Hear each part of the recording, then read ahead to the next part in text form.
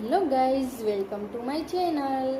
આવો આજે આપણે આપણી દીકરીઓને સન્માનપૂર્વક ભાવપૂર્વક તેમને માન આપીને આગળ વધાવીએ. વિશ્વભરમાં દર વર્ષે દીકરીઓ માટે આંતરરાષ્ટ્રીય દીકરી દિવસની ઉજવણી કરવામાં આવે છે. સપ્ટેમ્બરના ચોથા રવિવાર એટલે આ દિવસની ઉજવણી કરવામાં આવે છે.